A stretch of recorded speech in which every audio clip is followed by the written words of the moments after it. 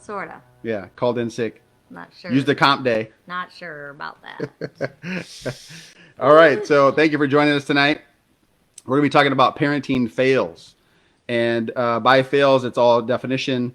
The whole point of this whole podcast is to let you understand that it really doesn't mean as much as it sounds like it means, because we're going to post in a chat here just a copy link of kind of what we're going to be talking about, because it's important to understand that there's a couple types of failures. There's a nonchalant failure, like I don't care, I'm not going to even try, like, and you default to one parent or the other. Like if Stacy says, "Hey, help me with this," and I'll say, "Hey, you're more than capable, you got it." So that's an actual fail. If you actually make a wholehearted attempt at trying to produce some sort of parental interaction and an attempt, that's actually not a fail. And you're going to see today that we all grow in our development as parents by pressing into that uncertainty, by making a conscious choice or decision of a parenting plan rather than just nonchalantly just going whatever, they'll figure it out. So that's the definition of a failure, is when you don't attempt. So we're going to get into that part of it as we keep moving tonight, because it's pretty important to understand we all make failed attempts as parents. Nobody knows what to do, and even though I'm the book expert, so-called expert, we have 4 kids, and they're all uniquely designed by God. So it's our job to kind of dial in who they are and where they're going, and then that puts us in a bind as far as how to do that. So as we jump in tonight, we always have 2 words that we describe at our clinic when we check in with each other as professionals. And so we just like to do a 2-word check-in. It's just really good to bounce off, like, how you doing, how you feeling. So Stacy's going to go first. My 2 words are thankfully exhausted. And I'll explain a little bit about that. Go ahead. For weeks, months now, I have been planning a couple shower for our son, our second oldest son, Terrence, and his fiance, Melody. And they're getting married in Michigan, so a lot of our family and friends aren't going to be able to travel all the way those 11 hours to see the actual wedding. So we put on a bridal shower, but a couple shower. But it's a little bit more than a couple shower, and it's kind of like our wedding celebration. So that was this past Saturday. So I've been preparing for that, working on that all weekend, and had company here. Had the shower on Saturday. Had family over on Sunday, opening gifts and everything. And then Sunday afternoon, in the midst of all that, I also had my 2 granddaughters. And Tyler and Alicia went to district council in Des Moines. So that rolled right into babysitting, or getting to have them for the next couple days. And I've had them until tonight about 5 o'clock. So I am thankful. I'm thankful that I have the opportunity to do that fun stuff and throw a shower for my son and daughter-in-law. And I'm very grateful that I have my 2 granddaughters here in town and that I'm able to watch them. But I'm exhausted because I've been going now for a long time, and maybe tomorrow I need a vacation day. That's what I'm thinking. I'm thinking I'm calling in tomorrow. Yeah. This is my official notice. I'm calling in tomorrow. Call Teresa. I don't run that shop. Yeah. All right. So my 2 words are, I'm frustrated. I've had this pressured migraine thing, trying to stay away from, migraines and a sinus infection. So a little frustrated with that. Just haven't gone away. Taking my allergy meds, trying to stay on top of that. Life goes on, so I just got to push through. My other word for tonight, besides frustrated, is I'm super excited. I like talking about failure because actually it makes me stronger, and it's funny that we laugh about it. It hasn't always been that way. Failure used to make me really mad. So I'm excited tonight that we can actually press into some of these fails and help you hopefully understand, like, if these guys can make mistakes and push on, then you guys can too. Failure makes me laugh Press at less that. I push. don't get too upset about it. I like to laugh at myself because all Yeah. my kids laugh at me anyway, so I might as well just Yeah, laugh at myself. actually, you're better at that than I am. You Yeah. start laughing, and then that'll pull me out of my, like, I get frustration. a kick out of myself when I fail, and everyone. Yeah, correct. All right, so why don't you give a failure that you wanted to start with? First of all, I'm supposed to be Tyler, so I got to go to the comments. Oh, yeah. Okay, we already said a few people were here, and Lisa's here, Sean's here, Bridget is here, Emily's here, Carly and Paul are here.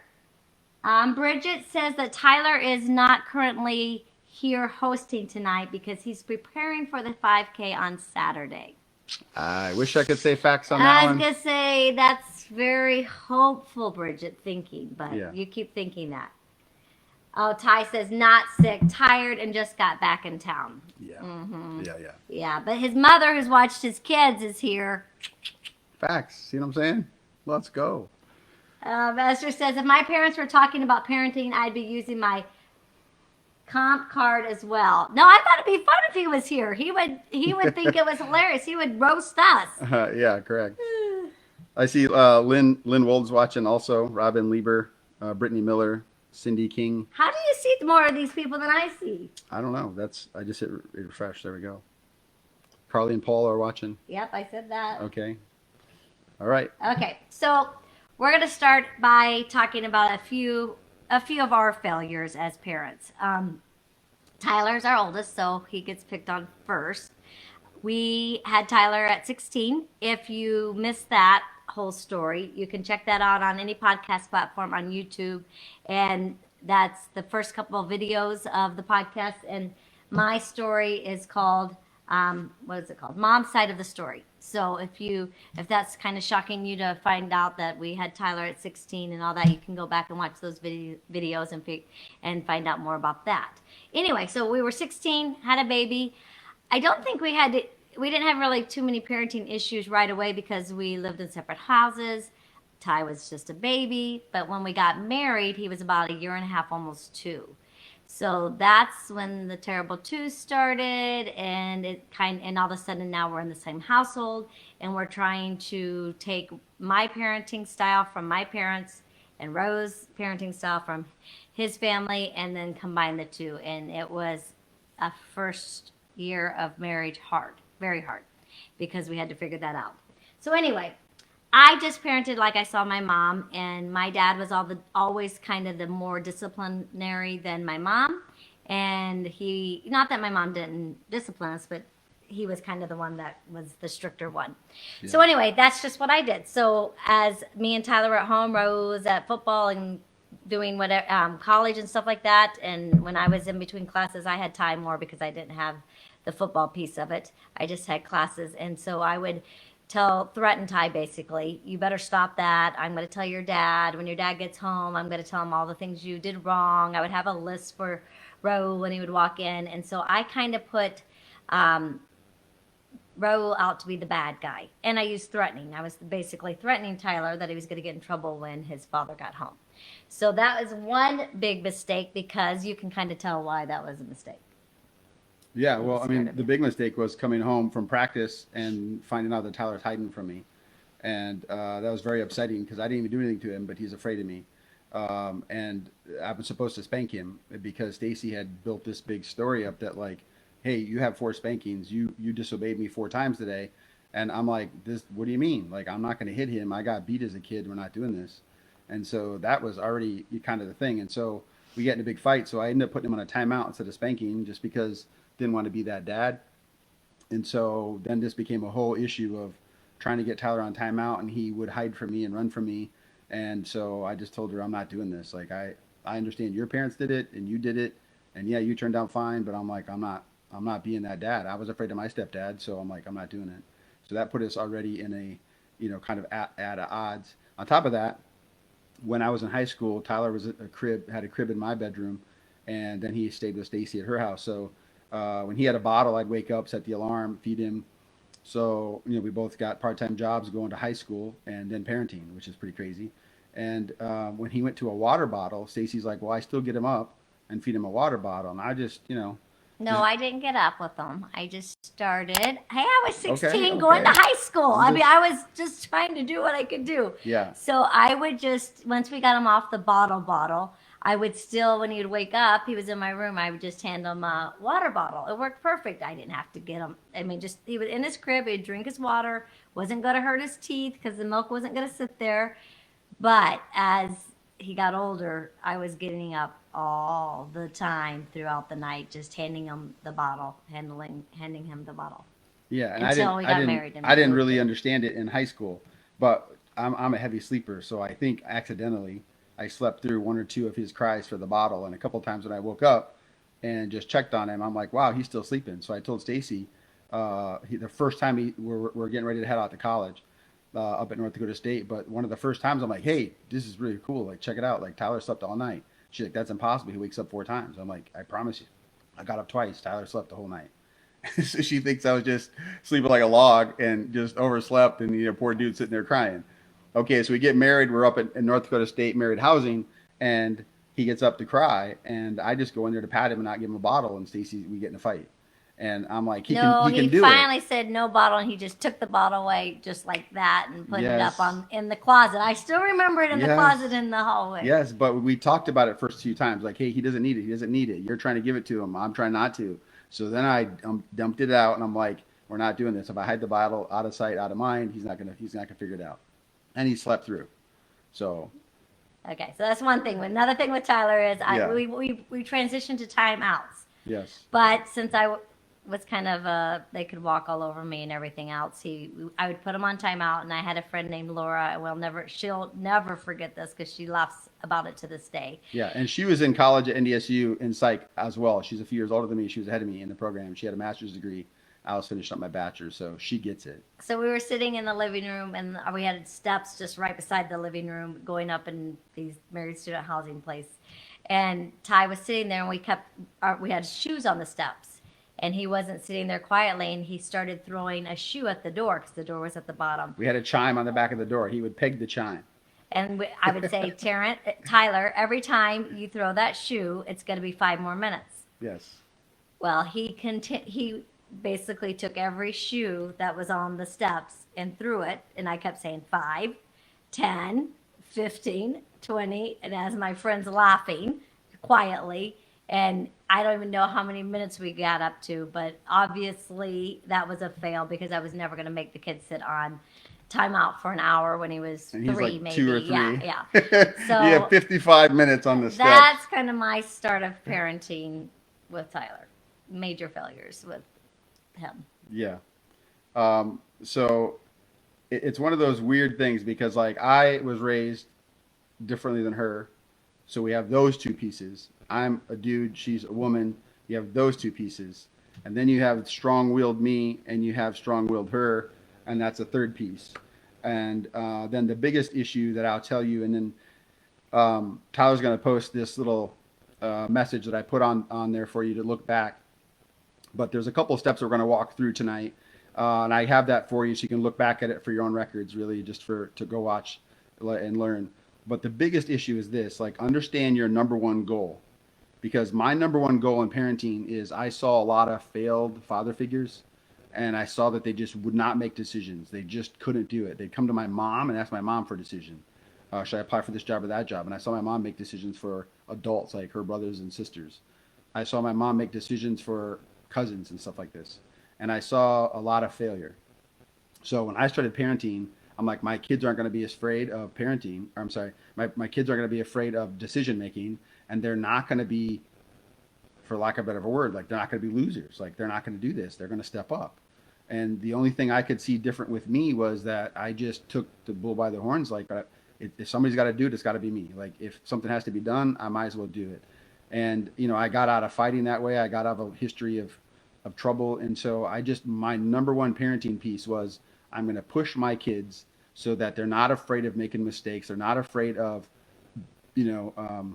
being wrong or whatever, not afraid of making decisions. I couldn't quite put it together because my first year at NDSU, I was in athletic training. So I didn't have any psych background. I took a behavior modification class as a sophomore, and that started the journey to turn into psychology. So I didn't have any tools. Now, if you understand your number one goal in parenting, which is to make sure my kids aren't losers. I know that sounds dumb, but that's where I was, honestly, with Tyler. Like, I'm just going to parent to make sure he's not a loser, whatever that looks like, just being authentic to you. And then number two, you have to understand your bias. So with that decision, my bias is I'm a hammer. Like, I'll yell at him first and then figure out if he's hurt or emotionally sad later. I would spank first and then figure out if he knew what he was doing. So my bias is I'm the disciplinarian. My bias is the rule over emotion. Like, I don't care how you feel, you broke a rule. And so now if we contrast that with Stacy, right? What was your number one parenting goal as a mom? Nurturance, loving, Right. being there for them. Yeah, our arguments, which she would say, "Is this showing the love of Jesus?" And I'm like, "I know Jesus was bronze, but do I look like Jesus? I mean, come on, like I don't. What do you mean? Like, and you're talking to a dude who was, emotionally neglected growing up, not because people wanted me to be that way, just because that's how it was. You have 6 kids, you have a single parent mom. She just doesn't have enough hands and enough emotions, enough energy to emotionally build 6 kids on top of working 3 jobs. So I didn't have it. So Stacy's asking me to give my kids something I didn't have. And I want her to give our kids discipline, which is something she never needed. She was, Miss Goody Two Shoes. Why is this? Oh, hey. Oh, put it in the comments. If you was at Terrence's thing, we had this little contest where you put your shoe up. Tyler was like, who chased who? Stacy chased me. Who kissed who first? Stacy kissed me first. Who made the moves first? Stacy made the moves first. Who said I love you first? Stacy said I love you first. And all my kids were wrecked. I looked out the corner of my eye and everyone was like, Stop. because everybody says, "Oh, Dad was a bad guy. Oh, Dad was a bad guy. Dad turned mom." Like, I'm just saying. You were the bad guy. I'm just saying. Just because I kissed you first and said I love you some doesn't not some make me girls the bad like guy. those bad dudes. Doesn't You know what I'm mean saying? I mean, All right. Okay. So no, let's fast forward. Let's fast forward on our parenting mistakes. So, wait. One more piece. So your parenting goal was the love of Jesus, love. right? No. Fine. To share the love of Jesus, right? To share love and nurturance, right? To be the loving mom. Mother. Yes. Yes. Okay. So what does that set up you for your parenting bias? Your parenting bias is you're going to always default toward what? Beat the push hard. Yeah, thank you. So now y'all can see our struggle, right? I move hard into discipline, and she moves completely the opposite direction into just love them. They're going to be good if you just love them. And my thing like this, especially No, when I I got can to discipline them in a loving way. like Time out. 55 more minutes, it Yes, don't happen. exactly. Like, let me count to I finished your thing because 3. we gotta go That turns fast into forward to my 15. next thing. Okay, so now you all understand what is your number one goal as a parent, and then you have to have the deep understanding of what is my parental bias. Those 2 pillars are your beacons as a parent, because I know for a fact when I've made a mistake, it's because I'm too much of the hammer. I don't ever think, man, I over nurtured that one. And my mistake is I let them. Afterwards I realized I let them get away with way too much, Yes. or they started walking on me and disrespecting me. Correct. So as we push through some of these fails, you're going to see Stacy's failure is, take a guess, she over nurtures, she's too soft. My failures typically are, take a guess, right? I'm too hard, I'm over disciplining, and I don't show any of that emotional love. And this is why it's so important, especially I'm going to talk to you dads for a minute.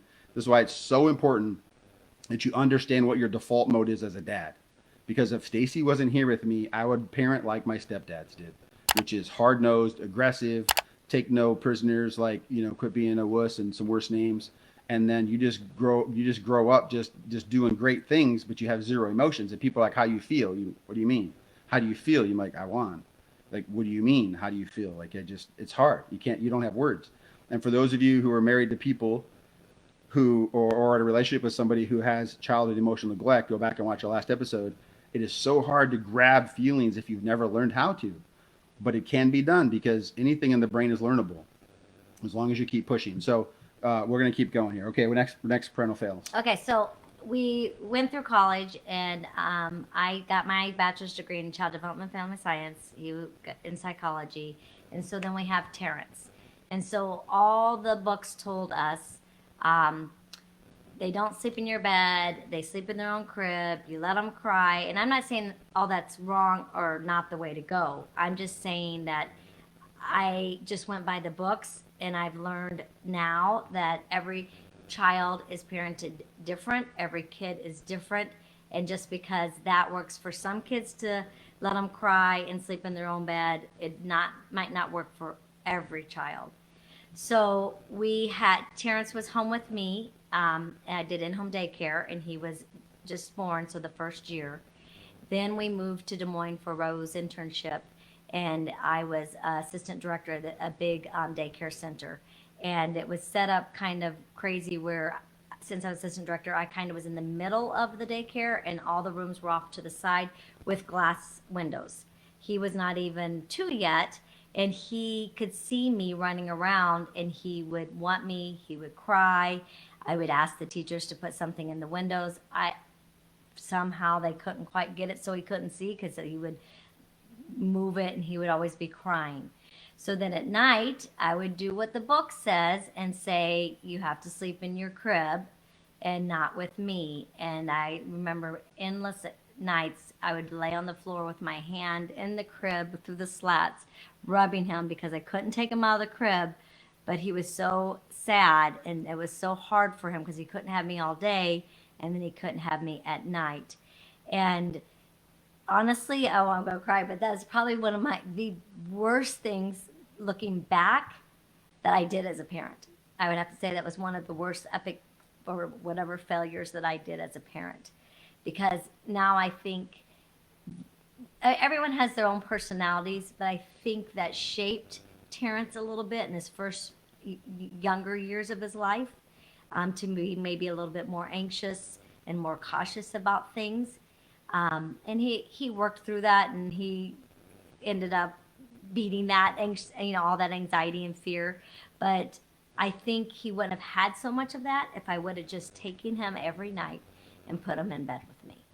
And so I just think, man, just because I wanted to do exactly what I was supposed to do, I wasn't going to put him in my bed. And I wish I would have just picked him up at least that year that I wasn't around very much during the day, and let him sleep in my bed and cuddle with me and have me at least at night, since he couldn't have me during the day. So I did get a little bit stern, but I went kind of the opposite way, and I wish I would have done my bias and been more of that loving, nurturing, just throw him into the bed with me. Yeah, and that wasn't just you too. That was me also, because at that point I had a PhD and I was practicing as my first year of practice, and we're looking stuff up, and we're like they're supposed to learn how to self-soothe. So he'll grab his passy, you attach it to his shirt, and he'll suck his thumb, and he has his little babies and binkies, and he's supposed to self-soothe, but he wouldn't, because he went all day and he couldn't self-soothe all day, and then he wouldn't soothe at night, so there was really no recovery time for him. I know enough now to know he wasn't recovering. So he goes into a life of stress as a kid. He comes home, he's supposed to recover. We're supposed to be able to nurture away from that. But, with busy lives, I'd get home at 8 o'clock, and, we'd eat and put him to bed. And so Stacy would get home at 6:30 and have a couple hours ahead of me, but really we had no evening. That whole year was tough on everybody. And just looking back, I think a couple things. It did make him more anxious, but it also made him more unwilling to talk about some of those things. We would, when hard things would happen, he had locked up on us, and he wouldn't talk as a little boy. So he wanted to quit soccer, and I was talking to him, why, how come? And he would just say, just because. Well, why? He didn't have words, because he was training his brain and body to shut everything down. Just shut it down. I just truncate, cut it off. And so then when we moved to Sioux City and we start working, and he's a toddler and I'm taking him outside and playing, if he would get hurt, he would just get up and kind of run. He would just run it off, kind of. And there's a part of me that said, let's go. He's a tough little dude, but then I could see the part where he wouldn't talk. And so we worked really hard to nurture him and gave him a little bit more attention and love and affection, and overdid the nurturing part to make sure we catch back up what we messed up. And it's just important to know, and this is what I'm trying to tell you guys. It's so important to understand, you don't know what you don't know. But once you know, you can't unknow. So then when he was a little boy, and even growing up, we created basically a floor bed. And we told him, hey, if you're ever so anxious, if you're ever so nervous, just come lay in our bed, or not in our bed, on our floor. And we did that for a while. And then as he got a little older, we had to put a behavioral plan in there, which is basically you swipe a credit card. This is kind of how the system. If you ever feel like you need to come sleep in our room and you're too afraid, then just come tell us, hey, take my electronics tomorrow, and then you can sleep in our room. And that way it made me know that he's willing to pay a price for that security, which meant he wasn't doing it just to please us. He really was doing it because he needed it. And so then he started developing the system where he knows, hey, I identify I need nurturance, and I'll swipe a card to pay for the credit card to sleep in your room. I'll give you my iPad for tomorrow. And it really wasn't a big deal. There are times when he would come in and say, I don't want to lose my stuff. Just take me back up and pray and tuck me in. And then there's other times that he'd come in and he'd just say, take it. And he'd just go to bed. So I want you just to understand, so-called experts, people with childhood development degrees, we make mistakes. And if you press into the mistake with making a wholehearted decision, like we researched it, we studied it, we wholeheartedly thought we were doing the right thing, if you go in with a lot of fervor, a lot of emotional laden work where I'm just, man, I'm emotionally tied up in this decision and I feel like I'm confident that I'm making the right choice, those people turn around and circle back and they learn from their corrections a lot faster because they have skin in the game, they have investment in the game. They're not just saying, yeah, whatever, let's try this or try that, like, throw the spaghetti on the wall and see if it sticks. Because if you have that mindset, then you also have that mindset on the correction. You have that mindset on the redo, and nothing really sticks. So I'm here to tell you to take a lot of emotion, take a lot of time, make an emotional decision per a parenting decision, and then run with it. And then once you know, you can't unknow. Um, so those are kind of my biases, and then Raul, you have one with Tavian. Um, so do you want to share or want me to?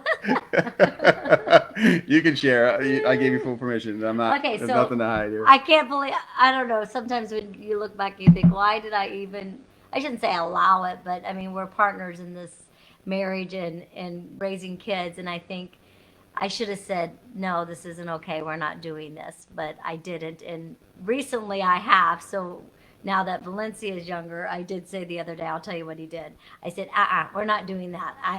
I'm done. We're not going to do that. So And then I anyway. flexed on her. I said, "Man, this is Yeah, my he didn't. house." He did not. So anyway, Just he kidding. when Tavian was probably elementary, maybe middle school. I don't No, even remember. elementary. Maybe elementary Yeah. school. When he got sick, there was a few times, and I don't know why it all of a sudden started. Rose said, "If you're sick today, you do not get any TV, and if you watch TV, you only get to watch TBN, which is all like preaching and Christian channels. So during the day, it's a lot of talk shows and Christian shows, which are fine, but not for a 10-year-old kid. So if he stayed home, he could not watch TV and he could only watch TBN. Then there was a once or twice where he said, and if you stay home, you're quarantined into your bedroom because I can't get sick because I got to go to work. And so you got to stay in your bedroom. And I don't know why I went with that. And so recently, Valencia was going to stay home sick, and I'm like, we're not. She's going to be able to watch TV if she's sick. She's not quarantined in her room. So I guess my failure is I wish I would have said, hey, this is kind of silly. This is what we haven't done that for Tyler. I don't even think we did it for Terrence. No, that's We're not going to do that yeah. Well, to Tavian. if you back up, Tyler would play video games while he was sick.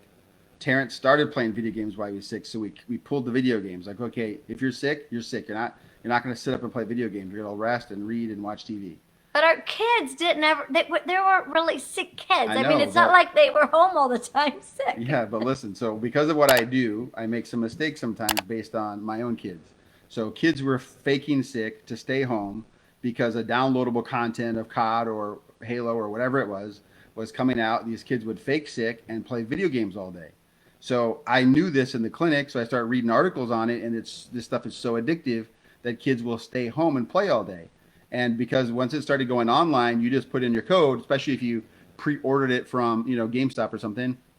You just hook up your Xbox and you preload it right there. You don't have to have a parent. Now your bias is putting everything that happens in the clinic onto your children. Right. I just said that was a bias. Like so I'm like, oh no, my kids aren't going to get over on me. Like so remember my bias is discipline, and we're not going to have losers. So you're not going to fake sick, because you're going to get fired if you're at work. You can't call in sick and play video games. That's not how the world works. So I started shutting it down, and I got more aggressive. So I learned with Tyler. I got more aggressive with Terrence, like no video games. And then Tavian's like, well, if there's no video games work, then you're not even going to play. You'll watch TV. And so, there's a few things in life when Stacey confronts me on it, and then you're like, yeah, that was pretty dumb. So with Valencia, she gets to watch her shows, but no video games. So it's similar, but it's back to more moderate parenting instead of aggressive parenting. Okay, so Ty put in here, sorry, I'm having to watch. I don't do watching the comments as well as Tyler does. Mm-hmm. He says, so you made all the mistakes on the boys and Valencia gets the easy road. No, that's not true, because the other thing is Raul feels like we went kind of the wrong way with Valencia, and we put her on timeout way too much. Real quickly, go to timeout, go to the basement steps where she was scared, and he made her, still sit there. And that it's just time out, and maybe for some kids it wouldn't matter. But what we realized later on, or at least Raul feels that this probably attributed, she was in the NICU, and that for like 11 days. And I know people think they're infants, they're tiny, they don't know that, but that's literally considered trauma in a kid's life. And that can come out later in years. And not that Raul didn't know that, he has, but we have our new provider, Lisa Gilchrist, who that's a lot, she specializes in trauma, even that early on trauma and how it can affect people later on in life. And so since I'm getting to know Lisa, and this last year I've learned that a little bit more. And so Ro just feels that putting her on time out has contributed to her what always needing me.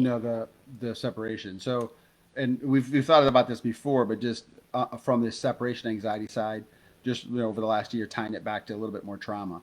But like, okay, so she had a collapsed lung, and it kept collapsing, so she's in the NICU for 11 days. And so we would come in, Stacy would be there as much as she could. I would come every day for lunch, and I'd kangaroo with her. I'd come every day after work and kangaroo with her for a little bit more, put her on my chest, skin to skin, and then she would go all night, right, with nobody there. And then we touch on her again during the day, and then all night. So when we brought her home, we kept doing that process with her. But she's always just been a separation anxious kid.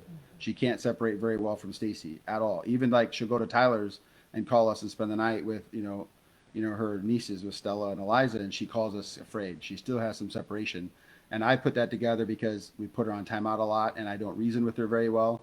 So again, if you go back to the comment that we posted, if you spend some time on reasoning, totally reasoning with your kid, like why this is important, why this is going to help you, why you just bought or earned a timeout, and you over communicate it, they'll go with it. But also, if you look in those comments, I say this, and this is why kids absolutely hate when a parent says, because I said so, because it has zero reasoning to it. It's the dumbest thing in the world. I hated it when my parents did it. Thankfully, I don't do it. I don't say that, but I just give a quick reason. Well, because you spilled the milk. But why do I have a timeout? Because you spilled the milk. But why do I have a timeout? I already said you spilled the milk. Well, that's not enough reasoning for a kid. I didn't do very well with Valencia because she's a questioner. She kind of is sassy, and so she has more questions and more questions and more questions. And when I pull back from my dad mode, and I think, okay, if this was a girl in the clinic, I would tell her parents, let that sass go, because it's her strength. She defends herself. She protects herself. She comes up with a why that kind of gets around barriers for her. So she learns through speaking out loud. Now, I'm married to one of those people. They speak out loud all the time, and they solve problems by talking. When I figured out that's Valencia, we reason a lot more. I talk her through it a lot more. And so our fourth kid, right? But our first girl. So there's still some parenting fails and some learning in there. And so now that we know, I put her on the timeout on the front steps where she can hear all the language and hear us. She's on the basement steps.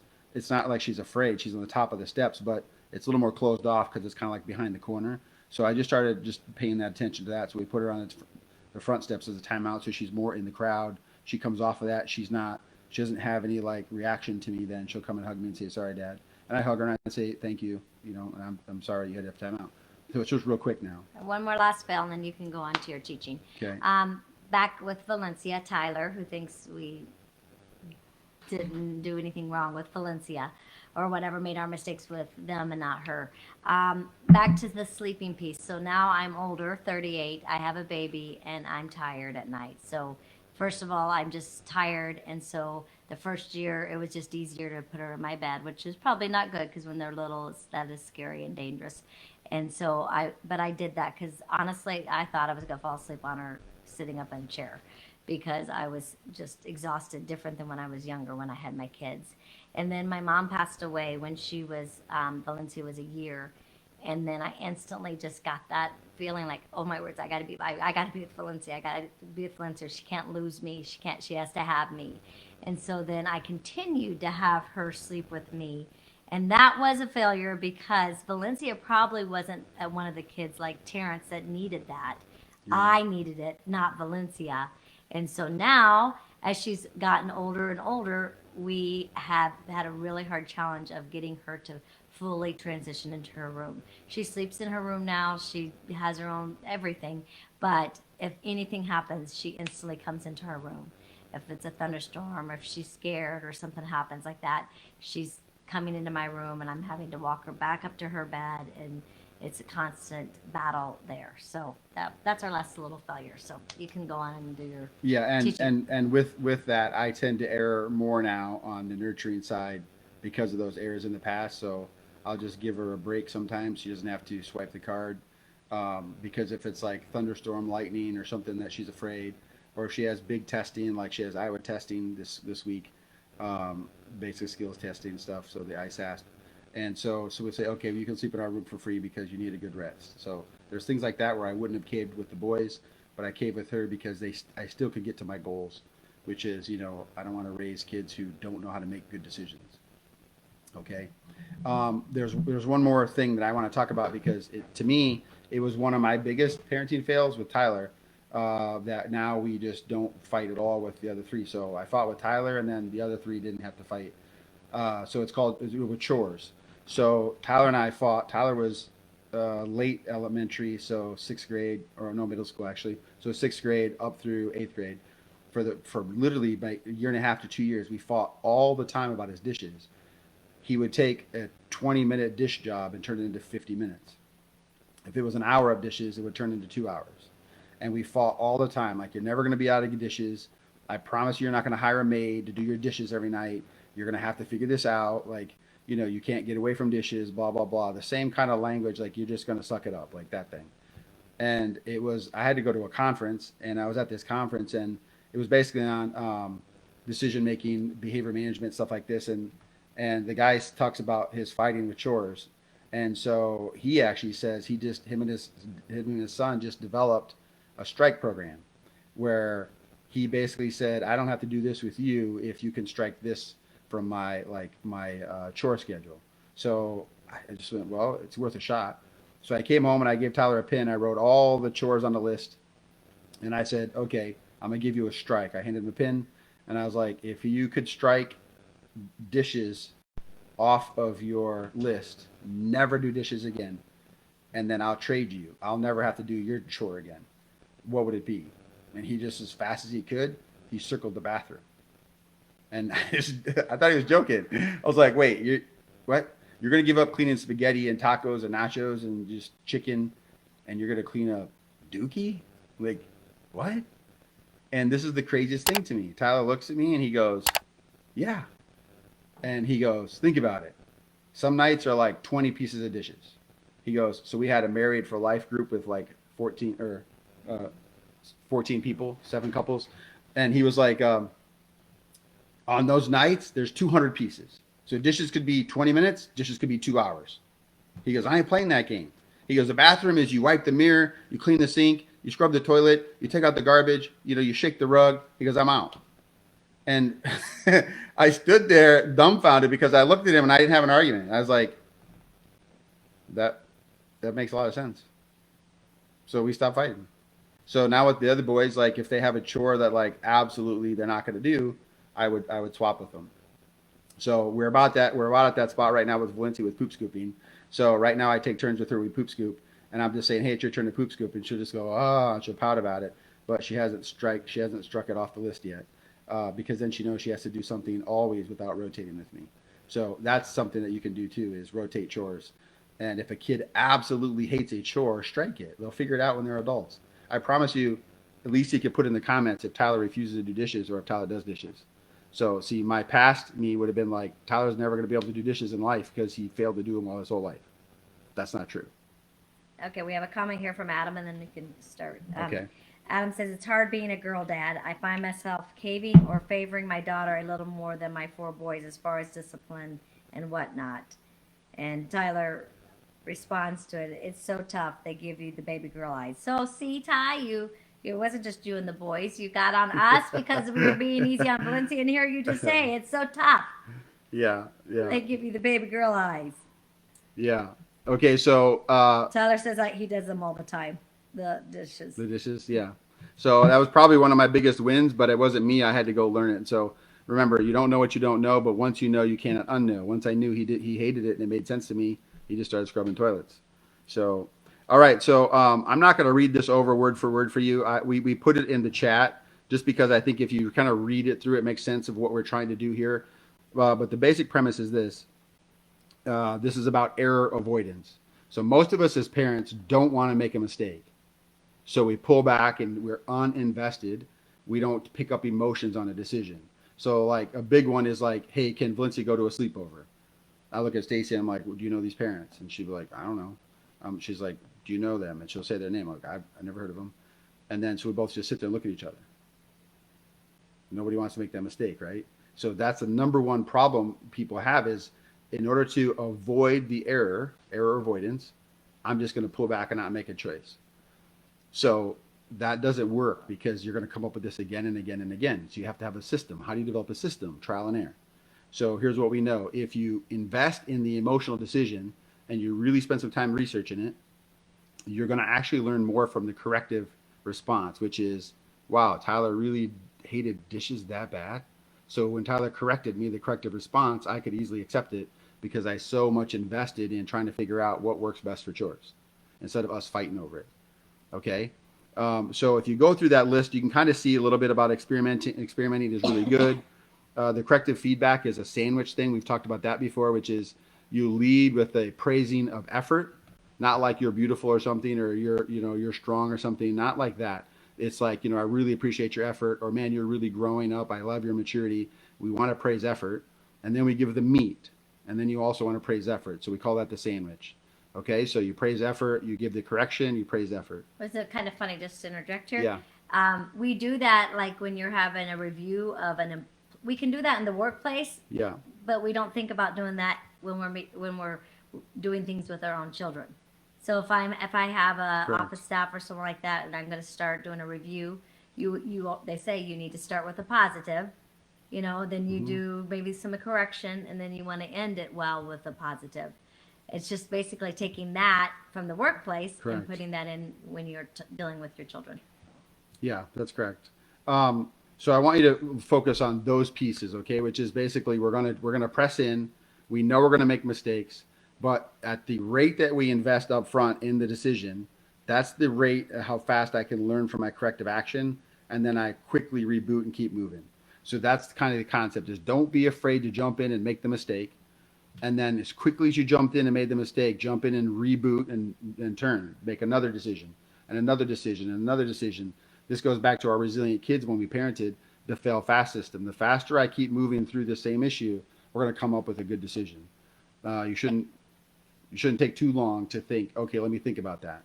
Kids hate when you say, let me think about it. Hey, can I go to the sleepover? Let me think about it. Let me think about it. I'm still thinking. I'm still deciding. Kids will just stop talking. They just hide. And you're going to make mistakes because like we found out, every kid we parent similar, but we also parent differently.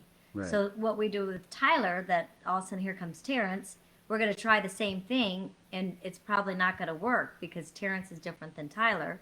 So then we're going to have to reboot and Yes. rethink it and reinvest in it and try something else. And then it's going to happen again with Tavian. Correct. So at the end of that little text, you can see the two questions, right? Which is, what is my ultimate parental goal? What is my goal as a parent? And then what's my personal parental bias? Now, do those same two things with your kid. So watch. If Tyler's number one goal was basically he wants to lead. Tyler was a born leader. Every single teacher, every coach, he's like, man, this dude leads. He just leads wrong sometimes. But his personal bias is this. He could smell incongruence like, a football field away, which is a coach would sit on the bench and yell at these guys to run, or a coach never played baseball trying to correct them to play baseball. And Tyler he didn't like it. But if you respected him and you did what you say you're doing, then he had this I'll respect you back thing. So his bias is, I don't know if I could trust you.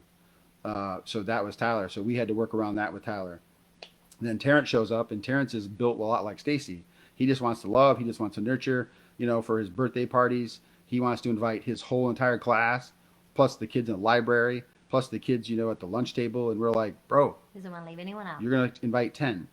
And we put him to the 10, and then crying and praying. And he's like, Dad, there's 4 more kids. They've never been to a birthday party. So we're like inviting 16 kids to a 10-person birthday party. Okay, so take a look at Terrence's. Terrence wants the love of the world, right? He wants to include everybody. But his personal bias then gets him in trouble because he gets used, he gets hurt. People come over and use him. People come over for his birthday party and take his brand new toy home for a week because he said they're going to go play with it for a week, and Terrence didn't tell him no. And so we're putting, stops to Terrence. Then Tavian shows up. Tavian's bias is Tavian is cynical, he's quick-witted, he's sharp, and he wants to lead. And if you don't let him lead, he'll call you out that you're not a leader. So we called him the Speaker of the House because he'll say what everybody's thinking. And you're like, dude, that's your kid that just said that. Like, so we have to start working on him. Like, he's got to tame his tongue. He's got to know when to hold him. We sing that song to Tavian. And so as a little kid, that's hard because he would just blurt out stuff, and he calls people out. So, we laugh about that because Tavian will say, like, it's kind of a playful hurt thing, but it still kind of hurts people sometimes. So we kind of get on about it, but he does it in playfulness. And then you have Valencia, and Valencia has that FOMO, like the failure, the fear of missing out. Like, she wants to be in two places at once, 24/7. She wants to do dance and gymnastics. She wants to go to a birthday party, and she wants to go to the movie with dad on a date night. Like, she's always trying to squeeze everything in. And our job for her is setting up boundaries because she can't set boundaries very well. And so they have the same, like, life goal, and they also have the same personal bias. And that's going to clash with my life goal for them and then my personal bias. So if you understand where you start, now we have a game plan. Now, if you and your wife or you and your husband or, your significant other, you two could make a decision on, okay, now we know how to attack this situation, and we got to be careful of your bias, and you got to be careful of my bias. Okay, so sometimes I let Stacy lead because she's better fit to lead in that situation, and sometimes she'll let me lead because I'm better fit to lead in that situation. And so we are interdependent as a couple, not codependent, where I always go for her or she always decides for me. We're interdependent, and that's the way this relationship should work. So I'm not going to overteach that because I think it makes perfect sense. As we go on, you guys watch the show, rewatch it. You can have comments. We'll keep catching up on the comments. But I think that's good for now. It just gives you a really good baseline of you two working together on deciding on what's my life goal, what's my bias. And then you'll start attacking decisions with energy, with fervor, with the ability to look for the decision. Like, what's the outcome? I bet what's the outcome? I bet this is going to happen. I'm anticipating the outcome. What's this going to happen? Instead of just randomly make parent decisions. Okay? Does anyone have any questions in the comments? Bridget says, you and Rosario need to have a pity party crying about being the oldest, and we had no idea what we were doing. I'm sure she's talking about Tyler and Rosario. Ty says, who did you make the most mistakes on? Well, of course, every firstborn kid is the guinea pig, pretty much. I mean. Okay, so it depends on what your goal is. If we're talking discipline, I made the most disciplined goals. I'm sorry. If we're talking discipline, I made the most disciplined mistakes with you. With Tyler. If we're talking about investment, you had the most amount of investment with me. Dude, there's not a sport you can't just pick up without even trying. You always say, I'm a big boy and I wreck shop. Like, don't even lie about that. Like, the other kids, they can only play one or two sports because I didn't invest as much time on them in sports. I invested more time with them academically because I want them to be like, for me not to pay their college. I mean, personal thing too, So it really just depends on that kind of a thing. And, honestly, with our fourth kid, Valencia's probably the most balanced. We teach her some sports stuff, biking stuff, fishing stuff, hunting stuff, just a little bit of everything so that she can have a pretty good go at making a decision on where she wants to go. And we'd been parenting quite a few years when we finally had Valencia. We've been parenting since 1987. Yes. That's crazy. Tyler says, you heard it here, folks. And then that what? You got taught the most skills? Is that what you're saying? Bridget says mistake. Too funny. Yeah. Anyway, I think everyone has their parenting fails and things we did, and if we could go back and do it over, there's things we would change, and there's things that also, like I almost cried tonight, that bring me tears, but I can't live in that. I have to know that it was a failure, and I tried my best, and we moved on, and Terrence turned out beautifully, and Valencia's hopefully going to turn out beautifully, and the other two did too. So we just have to trust in the Lord when our failures, ultimately our kids are Jesus's, and that's when we go to prayer and say, cover my mistakes, cover my failures, step in where I failed, cover where I failed, and he will take over, and they're ultimately in his hands, and he's in control, and